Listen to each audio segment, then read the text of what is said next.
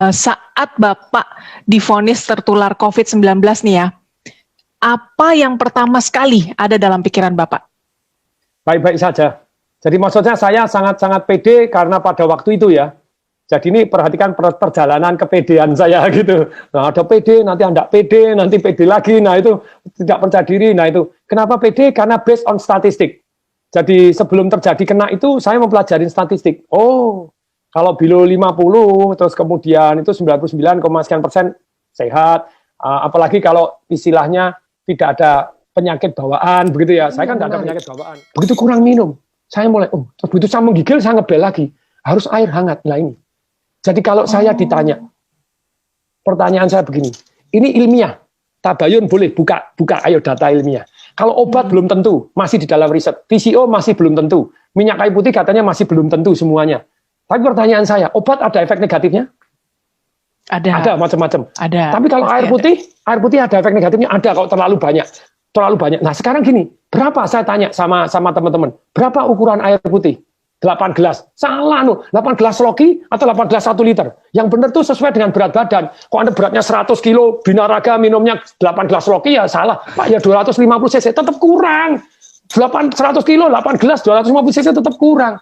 Baca buku itu di Dr. F. Beckman Hellick itu jadi dia ngomong begini, bahwa manusia itu butuh air. Air berapa? Minimal 30 cc per kilogram berat badan. Saya misalnya bobot 80 kilo dengan tinggi 183. Bukan 8 gelas, yang benar 2,4 liter, 30 cc kali kilogram per berat badan. Pertanyaan saya, betul nggak kalau kurang air, ayo para dokter, para ilmuwan, kalau kurang air 4% Anda lemes, kurang 7% Anda sakit. Ayo mari kita buka, cari data, cari buku boleh. Kurang 20% Anda mati. Dalam hidup ini semua boleh kurang 20%.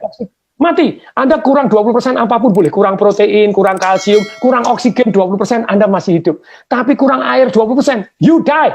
Pertanyaan saya, kenapa di rumah sakit tidak diwajibkan minum? Halo rumah sakit. Ini penting sekali. Kenapa tidak diwajibkan minum? Lu patung kan harusnya minum sadar sendiri. Tidak bisa. Saya ini tidak punya pengalaman sakit, saya diinfus. Karena diinfus saya pikir tidak perlu minum. Jadi saya merasa kondisi saya drop luar biasa karena kurang air. Nah sekarang kan sudah ada penelitian bahwa ternyata kalau yang namanya orang kena COVID itu darahnya mengental, makanya dikasih heparin, dikasih aspirin. Kenapa dikasih heparin? Suruh minum, woi. Wajibkan minum, diukurin, air hangat. Halo, please deh tolong disampaikan ke semua rumah sakit, semua orang-orang dokter-dokter, please. Karena ini ilmiah. Anda bilang kalau PCO belum terbukti obat-obat, Actemra apakah pasti saya dikasih Actemra, satu suntian 12,9 juta. Ternyata saya baca, betul itu menurunkan inflamasi. Tetapi kalau Anda kena pneumonia, kena TBC, kena itu mati loh. Banyak yang itu ada penelitian tuh, dikasih 5, ada yang ini mati loh, ada yang bahaya. Makanya saya suruh tanda tangan tuh, if something happen. Nah kalau itu belum terbukti menyehatkan, kalau air terbukti kalau kurang mematikan, kenapa tidak diwajibkan minum? Hoi. Sorry, saya sangat-sangat emosional karena saya ngerasain tidak bisa bernapas seperti apa. Mestinya kan air toh, supaya airnya, aduh nih, jadi diwajibkan minum. Jadi wajib, diukurin, wajib minum, ayo minum sedikit, 100 cc air hangat, 100 cc air hangat. Kalau Anda tidak percaya, perhatikan, kalau Anda lagi demam panas, Anda minum air hangat langsung, Anda beres keringetan, diukur, langsung suhunya turun kok. Iya. Coba, kalau ini sudah terbukti menyembuhkan, kenapa kok tidak diwajibkan? Wajibkan, boy. Saya sangat-sangat gemes ini. Semoga ini jadi viral, tidak apa-apa. Jadi amin. Diwajibkan. Jadi jangan obat doang, jangan infus doang. Kok memang kurang, harus wajib dijami. Sekian minum sudah belum, diukurin, diiniin, kasih air hangat. Nah kan tubuhnya jadi darahnya jadi mengalir lebih lancar. Terbukti. Wajibkan dong, minum. Lebih kemungkinan sehat lebih tinggi daripada Anda tidak perhatian terhadap mereka minum nggak. Ketika orang lemes, gini diinfus terus kemudian tidak minum, lah ya kasihan toh ya. Nanti dites darah tidak keluar, dianggap darahnya mengental. Setelah mengental dikasih heparin, dikasih aspirin. Aduh, suruh minum. Wajib. Minum air putih hangat ya. Air putih hangat itu yang paling penting ya, Pak Atung ya. Dan ukurannya 30 cc per kilogram berat badan. Karena tadi kalau air terbukti penting, kenapa tidak diwajibkan minum air? Pernapasan penting, kenapa tidak diwajibkan? Jadi jangan hanya obat boleh, please deh. Sejauh Anda tahu boleh, tapi kalau air terbukti kurang mematikan, kenapa tidak diwajibkan minum air? Air hangat, hoi. Kalau air sudah terbukti gini, ya harus kasih deh. VCO sambil jalan, kenapa Anda? Itu Pak, itu masih mitos, belum terbukti. Loh kalau belum terbukti, obat Anda apakah sudah pasti terbukti?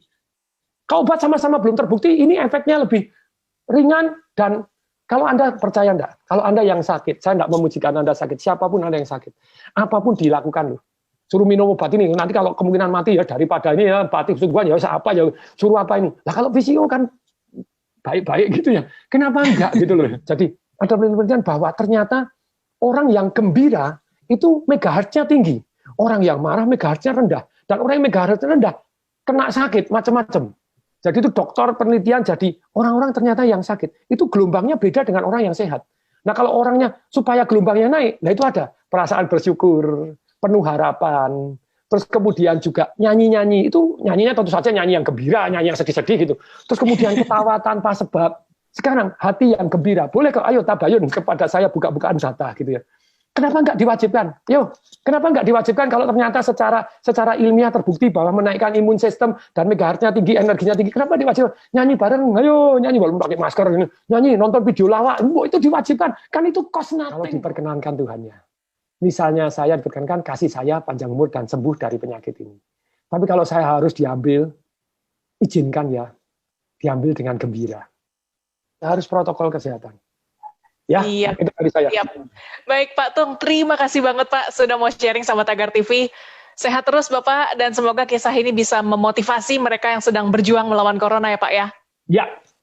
Salam dahsyat. Salam dahsyat.